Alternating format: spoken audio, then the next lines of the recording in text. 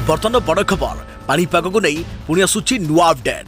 तांडव रचुची बात्या सितरांग टलिनी बात्या विपद। बांग्लादेश रे घूर्णिबात्या सितरांगर तांडव 1 कोटी घर अंधार रे विभिन्न स्थान में 35 रु ऊर्ध्व मृत जोगाजोग विच्छिन्न। सेपटे राज्य को आसुची पुणी एक लघुचाप पुणी हो पारे प्रबल वर्षा नवेम्बर को सावधान। एपटे खसुची पारद बढ़ुची शीत तेज आग को पुणी लघुचाप आणिबो कि बात्या। हेलो फ्रेंड्स मु शक्ति आप देखुंत आज ताजा खबर। तेज यह संपूर्ण डिटेल्स इनफॉरमेशन जाना ता पूर्व वीडियो को लाइक करने सहित अलग सांग साथी मानू शेयर करनी। जदि फ्रेंड्स आपण मैंने आम चैनल नुआ वीडियो देखुं पूर्व केवे भी आम चैनल को सब्सक्राइब करना तेज निहाती चैनल को सब्सक्राइब करने सहित पाखे आसुवा बेल आइकन को बजाय रखता। तेज घूर्णिबात्या सितरांग जोगो बांग्लादेश में अन्यून 35 जनकर मृत्यु होइछे। अनेक घर भांगी रुचि जाइथा बेले बड़ बड़ गछ उपुड़ी विद्युत खुंट और सड़क जोगाजोग विच्छिन्न होइछे। गतकाली उपकूलवर्ती जिला मानकरे पाखापाखि 1 कोटी घर को विद्युत जोगाण प्रभावित होइथिला। तेबे प्रथम येलो खबर कागज रिपोर्ट अनुसार गतकाली संध्या 6टा सुधा 64 रु 16 प्रशासनिक जिले में मोट 35 रु ऊर्ध्व जनकर मृत्यु होता नहीं सूचना मिली। तेबे घूर्णिबात्या सितरांग गत मंगलवार भोर बांग्लादेश उपकूल को पहुंची पर दुर्बल होता किंतु तार गति एवं तीव्रता कमी नथिला। तेबे घूर्णिबात्या जोगो अनेक घर भांगी जाइथा बेले विद्युत खुंट उपुड़ी पड़ी जाइछे।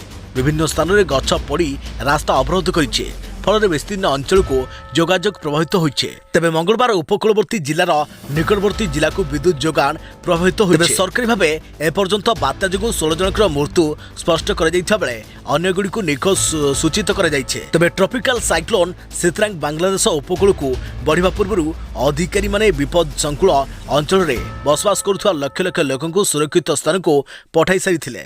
यह सत्वे एते संख्यक लोकों मृत्यु को दुर्भाग्यजनक कहुछि। तेबे एबे बांग्लादेश पर तांडव आसाम रचुचे एवं भारत में रही बात्या।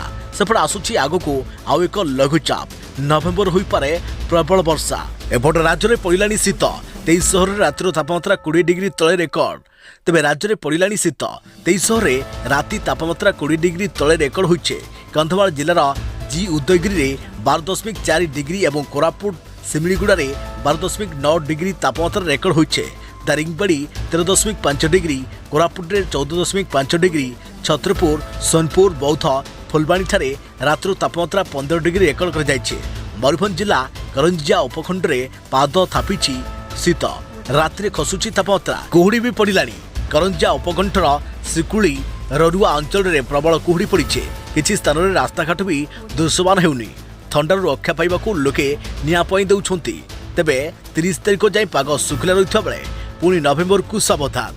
नवेम्बर को आउ एक लघुचाप नहीं सतर्क सूचना।